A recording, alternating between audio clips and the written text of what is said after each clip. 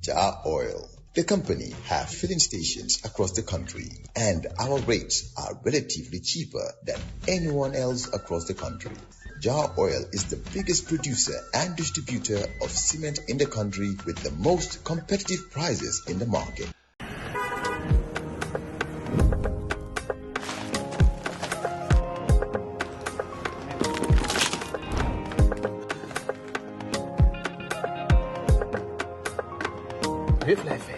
Sant yàlla.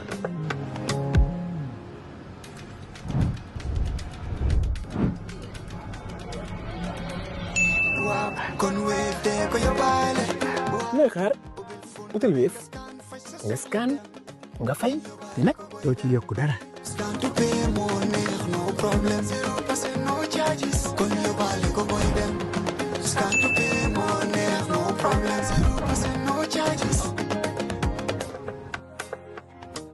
If you're an entrepreneur and your business is not yet registered, if you're looking to grow your registered business, or you're an accomplished professional, our Elevate program supports you with access to finance, access to markets, access to capacity building. Sign up now or refer a friend at ecobank.com/elevate.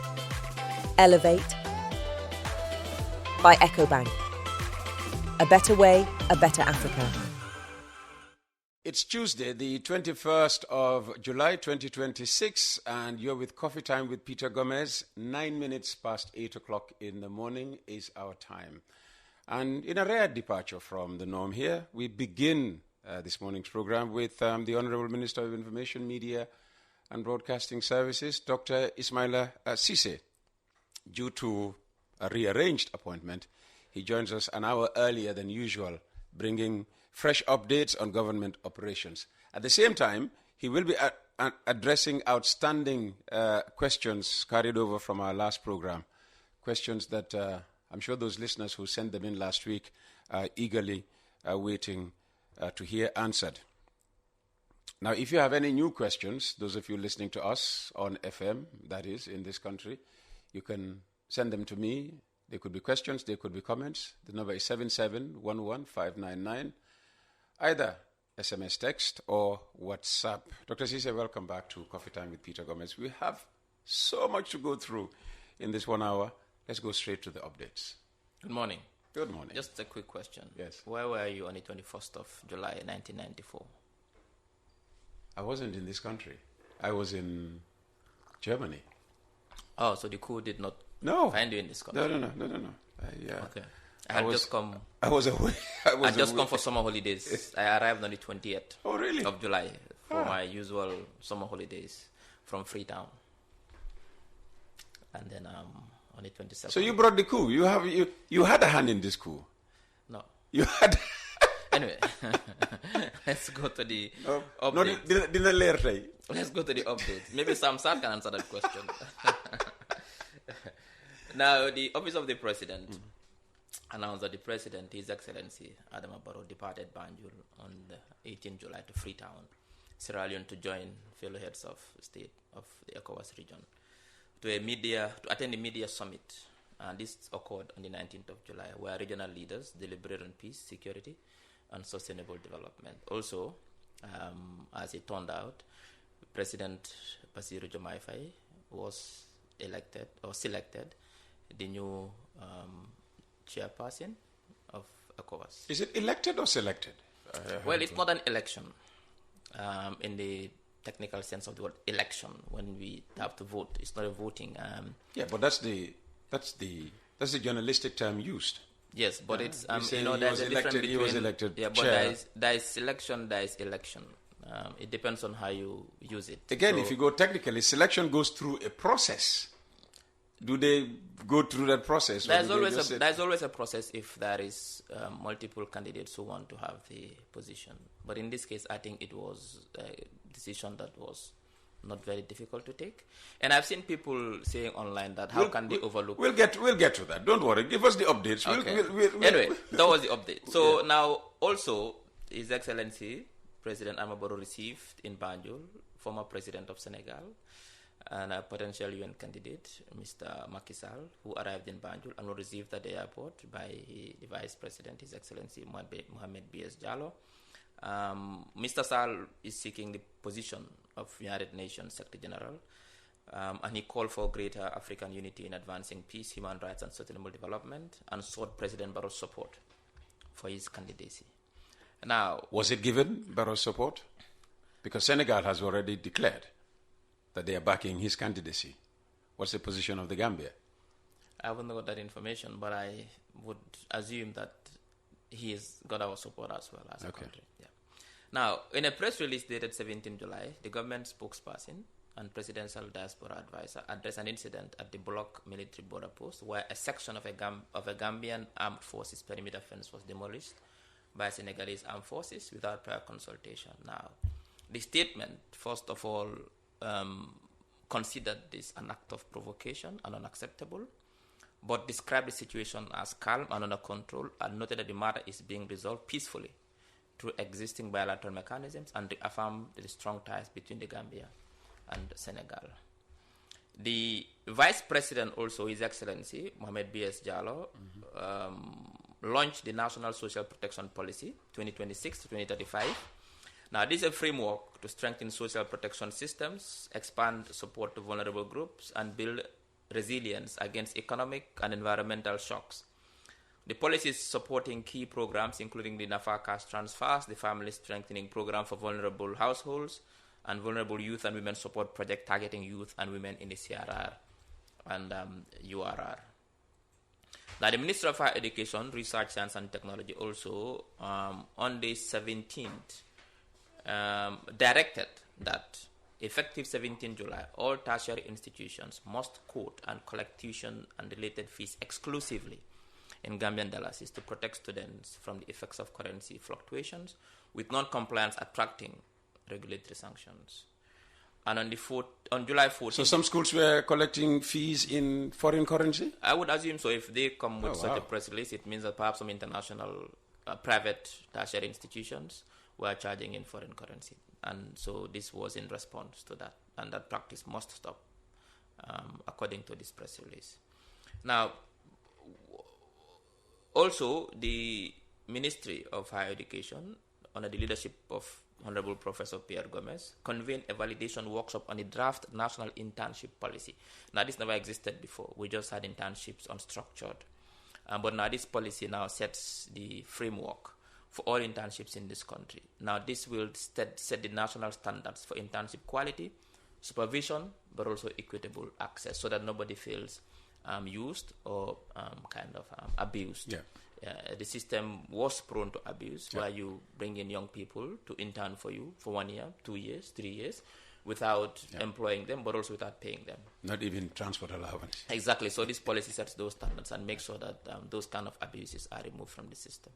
So these are the updates. Oh, fantastic, fantastic. Well, 16 minutes past 8 o'clock. Before we move on, there's something I'd like to share with you, a new opinion by veteran journalist Demba Ali Jawo. In it, he raises a question that many Gambians are asking. You tried to go in there. Why the ECOWAS leadership continues to elude President Adama Barrow, despite being one of the bloc's longest-serving heads of state. He's been there for almost 10 years. Jomai just came, almost 2 years ago, or just over 2 years ago. It was the same thing when Umaru Sissoco Embalo was there, recently elected president of Guinea-Bissau, and he got the chairmanship. So let's listen to DA's reflections, and then I'll invite you to respond. I have no doubt that most Gambians today are wondering why President Adama Barrow, who is today the third longest-serving head of state in the ECOWAS bloc, after Faure Gnassingbe of Togo and Alassane Ouattara of the Ivory Coast, has still not been given the honor by his colleagues to assume leadership of the bloc, instead giving it to Senegalese President Bassirou Diomaye Faye, who is barely 2 years old in office.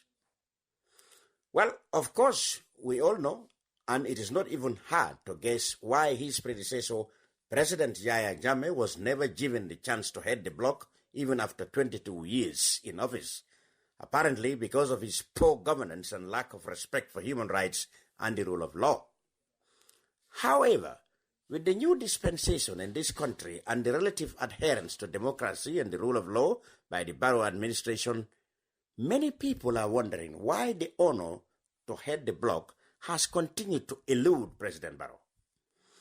We have seen leaders who assumed office well after Barrow, such as Bola Tinubu of Nigeria, Umaru Sissoco Embalo of Guinea-Bissau, and much recently, Julius Maada Bio of Sierra Leone, and now Bassirou Diomaye Faye of Senegal, being chosen over him to lead the bloc.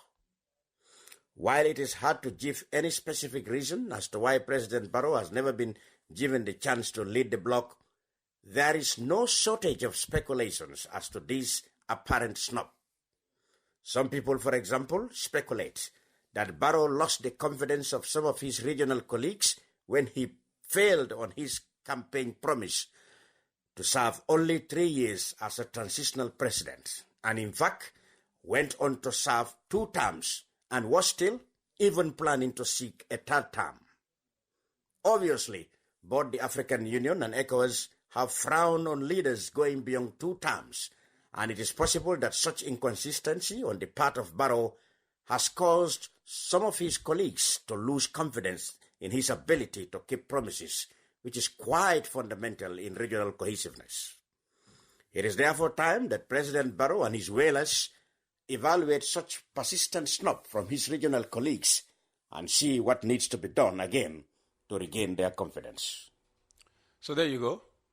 Demba Ali Jao, never afraid to share his opinion. Why do you think the leadership of the ECOWAS bloc continues to elude the Gambia, particularly President Adama Barrow? You could explain in the case of Yahya Jammeh. Well, I find this very interesting. And I think there's a quote after listening to Demba Ali Jao. He mentioned that this speculation of this apparent snub, and I'm happy that he mentioned the word speculation. Now, if I was in the opposition, or I was a social critic. Demba Ali Jao is not in the opposition. I'm not saying about him because this argument is not coming from only him, but also from the opposition as well. That why are they snubbing His Excellency the President? Or I was a social critic or a social commentator. I would not rely on speculations when I make certain statements. I would do my investigations. Now, the President was never snubbed because the President never wanted to be the ECOWAS chair. That is why he is not the chairperson of ECOWAS. He chose not to. He chose not to be chair? Not to. Because if you look at when Maada Bio was chosen, it was on consensus. It means all of them agreed. And the President's position is that to become chair of ECOWAS is not only a prestige position just because I'm chair. It comes with costs. He doesn't want Gambia to bear the burden of that cost at the moment. Oh, is that so? That is the fact. And that is why he has not accepted yet. He has not decided to take the position as ECOWAS chair. If he had wanted it, he would have gotten it. There was nothing that could stop him. The argument that the 3 years Jordan, ECOWAS, look, that is not in the books of the ECOWAS. About who says the argument that he reneged on his promise to serve only 3 years. That is not, ECOWAS that's not a criteria. If you had told me that perhaps Gambia has term limit and he forced himself through that term limit, maybe that could be something that ECOWAS could frown on. But what, a local politics, you make how many presidents have made promises and they renege on those promises and they become ECOWAS chair? Cape Verde hasn't become ECOWAS chair yet, 0. And with Sierra Leone, I think it's they've got it only twice, I think. That's Julius Maada Bio and I think somebody else. So the issue is that, just the bottom line is that, just to close this argument, I don't think we should have to bother ourselves on this. The President decided not to become ECOWAS chair yet. He doesn't want to take it now. For the simple reason that it is his view that it comes with added costs that he doesn't want the Gambian taxpayers to bear the burden at the moment. Because currently he's chair of the OIC. That comes with responsibilities and costs as well. ECOWAS doesn't have a budget to say you are the chair, so he has a free plane, go around and solve problems. No, everything you do at your own cost. And whose cost is the taxpayers' money? So in his wisdom, he believes that this is something that Gambia is not able to take yet. Because even if you organize the summits, ask how much Sierra Leone spent on the summit alone to organize it. Now Gambia is ready. We have the facilities now.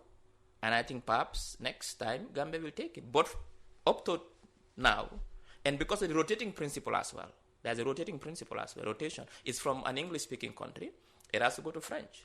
Oh, is that it? Of course, the rotation principle. Because if you look at the one, if there are three main But criteria. it went from Senegal to Guinea-Bissau, and Guinea-Bissau is considered now more a francophone country than a lusophone country because they are in the CFA zone. The rotation principle is secondary. What is important is consensus, because the former president of Bissau wanted it. He demanded it and he got it. They gave it to him. So it's about who demands it and who wants it. Sometimes, if there is no, the process works as this consultation before the summit. They hold diplomatic consultations ahead of the ordinary ECOWAS summit to identify a consensus candidate. So there is normally consensus among the heads of states at the summit, because why? Nobody contests the vote. If Guinea-Bissau say they want it, nobody else wants it, they give it to him. So it's not like this is a big thing like they're punishing. They don't punish. So, and there's also the rotation principle. It's not strict per se, but they normally try to adhere to those rotation principles. But bottom line is, the thinking that he was snubbed and it's not, that is false. He doesn't want to take it at the moment because he thinks it becomes at an extra cost to the taxpayers. Okay. You try to downplay, the ECOWAS stand on democracy, rule of law, and credibility when you say that if we had term limits in our constitution, then ECOWAS... But we all know that ECOWAS, in principle, does not encourage presidents serving more than 2 terms. So you're looking at a 10-year span, 8-year span, depending on, the duration of each term in each country. So ECOWAS can prescribe to say, this is what we want.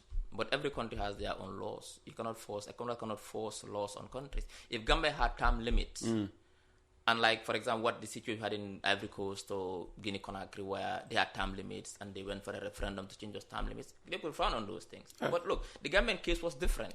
We don't have term limits in this country. So that will not be an issue for ECOWAS. And remember also, let's look at the positive. The Gambian was the president of ECOWAS in the past 4 years. Or you mean the ECOWAS Commission? The ECOWAS Commission, okay. The name of Dr. Abdoulaye Touré. So this was something that Gambia got.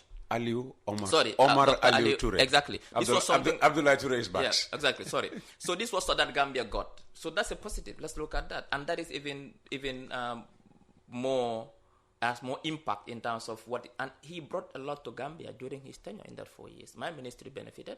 Digital economy benefited. Most ministries benefited. Recently, Minister of Health benefited with ambulances from WAHO. So I mean, this is something that we need to celebrate. And you're saying if Barrow was chairman, of the authority of heads of state, we might not have benefited this way. No, but the chairman is mostly, I'm not going to say ceremonial, but it's not have the same impact as the president of the ECOWAS. That has more, that can gain more, and that can do more than the chairman. Okay. And the chairman is a one-year thing. So for me, I think the debate is misplaced. It's not a debate. The president doesn't want to take it because he believes at the moment Gambia, he's not ready to take it, to shoulder the burden that will have financial implications for the taxpayer. So just to close the chapter on this one, what message might you have for Gambians who feel disappointed that yet again their president has been overlooked for the chairmanship of ECOWAS? I mean, think they should commend the president as a man of wisdom, because he's trying to save Gambia's taxpayers' money. If we are crying every day in this country that things are difficult, cost of living here and here, and we are trying to save money, because it's gonna have financial implications if he takes the chairmanship. One, to organize the summit. Remember how much we spent on the OIC summit. You haven't told us how much did we spend on the OIC summit. Well, that is not that we can take that debate later. You brought it up. Yeah, but I don't know the exact cost. That is why I'm telling you we take the debate later. But just to tell you, it comes at a huge, significant cost to the Gambian taxpayers, and the president, in his wisdom, has realized that, or has made a decision that Gambia is not ready to shoulder that burden now. And that is the bottom line, nothing else. He doesn't want to take it now. 7 issues to bring answers to this morning. You promised last week. You promised to send them to me. Well, okay, I told you before I left that I can't remember every bit of it. Those I remember, I made a follow-up on those I remember. Okay, let's start with the ones you remembered. I remembered Ministry of Justice. Yes. With the business registration. Now, like I said, and when I told you that I'll find out what is happening, which I did, the system is not fully shut down. The system has issues. It is almost near end of AOL. because is what end of what? It's not EOL. Oh. End of life. Okay. Because it's been there for a long time. Yeah, because that's what they're saying. Every Exactly. time you go there, for the No. past 7 months, every time it's system failure. No, what I'm saying is the system is an old system. We are phasing it out. We are bringing a new system now, a brand new system, which is almost done. The demo has been done. The procurement is on. The consultant is working on a new system to change the system, because this system was there over 10 years now. So we are changing the system. We are bringing a new system. Now, the existing system is not perfect, but it's working intermittently. So what it does is that It works today. Yeah, goes down tomorrow. So it depends on the kind of it depends on the sometimes if it's inundated with so much requests. So what it does is that sometimes it comes on and they do some registrations, then it goes off again. So it goes on and it's still printing, it's still working, but not to the highest maximum capacity. So that is why we are changing the system. It is phasing out. We are bringing a brand new system which is almost done. So that will be resolved as soon as possible. Okay. What else can you remember?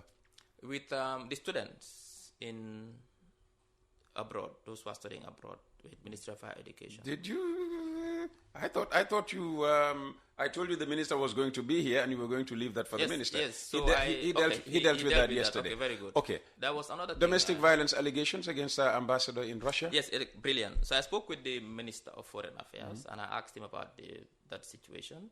He said they sent a team to Moscow, did their investigations, they came back with their findings, and they've now written to the Office of the President with those findings and recommendations. Now we are waiting for OP to come back and validate that. Once the OP comes back and validate that, we'll now come back to the public and explain exactly these are the findings, these are the recommendations, these are the actions. So that is also still ongoing. So it's not neglected. All right. The start of kidney transplant operations in Farato. Well, that one I forgot. In fact, I've been speaking with the minister the whole day yesterday. I would have asked this question, but okay. I can bring that another time because I forgot to ask about that. Okay. Vehicle registration, number plates? So the printing is on. I think I saw a press release, in fact, a couple of days ago. They printed a whole lot, but people are not going to pick up their number plates. So let people go and pick up their number plates. Okay, that's the backlog. So the new ones, they haven't started printing new number plates yet, have they? Yeah, so they have the backlogs that are being printed now. So very soon they'll resolve that issue. Okay. Gamcel, Social Security staff contributions? That also I could not remember. So okay. What we need to do to shore up our falling dalasi? Well, that's a central bank issue. It's a monetary policy issue. And I think you are supposed to have the central bank here, isn't it, no? No, they're usually here every Saturday, but those are not the issues they... Okay, that one I'll have to do further investigations about that. I think it's important that we know exactly. But it's a monetary policy issue, and I'm not an economist. And then the seventh question was mine. What's the state of Starlink's, application to operate in the Gambia? There's no update yet on that. There's no update? No. So out of 7, you only did about, 3 stuff? No, I did the Starlink. There's no update yet. There's no update yet. Oh, there's no update. There's no changes yet. There's no change in the application. Yes. So at least I've got 60% back. So I'll bring the 40% next week. There are no new questions. Before we came on air, we were talking about what everybody's talking about now, the border problems between us and the Senegal. What's the government's? I know you summarized the press release that was issued at the time, but since then, I think in one of the papers today, the Minister of Defense is calling for restrained, calm, and amicable resolution. What's the government's position, generally on this thing? There was an opportunity for this to be treated at summit level when President Barrow and Jomai Faye were in Freetown, when these things were already happening. Do you know whether on the sidelines of the ECOWAS meeting, they had a meeting between the two of them, Jomai and Adama? I can't confirm if this was on the agenda. What I can tell you is that government is working tirelessly. There's a border commission, which has been in existence for a while now. They're working together with the Senegal-Gambian Secretariat, with the Ministry of Defense, the Border Commission, which is under the Ministry of Lands, working with the Senegalese authorities to resolve this issue as soon as possible, amicably, using diplomatic channels. So for me, I think the public should not panic. And I think we also advise those who are going around, the alarmists, making this look like what it is not. It's a situation which is undesirable, which we want to avoid. It has happened, and I think let them just allow the authorities to deal with this, and we'll come back to the public with information. Tomorrow, highly likely, I'm going to call for a press conference while invite the Minister of Defense, the Border Commission, Senegal Government Secretariat, and the National Security Advisor. Tomorrow? To brief the public. Tomorrow, there's a huge meeting in the Gambia. The first tripartite meeting between the executive, the legislature, and the judiciary at the OIC. Your president is likely going to be there. Most ministers are. Yes, but we're trying to do our press conference in the timing where that meeting is almost. And I'm saying tomorrow might not be. Let me just read this text message from Usman El Kamara. Hi, Uncle Peter. My question is for the Minister of Information. Many Gambians see Senegal's destruction of the Gambian border fence as an act of aggression. Our government's initial press statement felt too soft given the situation. Shortly after, Senegal released their own statement with no apology, no remorse, and no mention of due process or prior consultation. To many, that was a direct insult to our sovereignty. What is the official reaction of the Gambian government to Senegal's press release? Gambians deserve to know where we stand. I think it's important in situations like this. Let us allow the state, the government, to use diplomatic channel to deal with this situation and not to escalate tensions. It will not be of anybody's interest. And I've seen people around who don't understand what's been happening, who don't know what's happening behind the scenes, making certain statements which will not favor anybody. I think at this point, government's position is to de-escalate and resolve this through diplomatic channels. Sometimes there are situations like this call for cool heads and wisdom and de-escalation to resolve the issue in an amicable manner. We, Senegal and Gambia, are neighbors. They'll remain neighbors. We have a very strong bilateral tie, socially, in every aspect. So when things like this, I think it's for cool heads to reign and for us to choose wisdom to de-escalate and resolve it diplomatically. Your ministry is responsible for information sharing. How is it ensuring transparency and timely updates? And what more can be done to keep the public engaged and reassured? Like I said, we'll be having a press conference tomorrow. And I think there's an opportunity for the public to be briefed because this is a complex issue. And when you deal with complex issues, you need to tread very carefully. Otherwise, some statements can be very counterproductive and will not yield the desired benefit.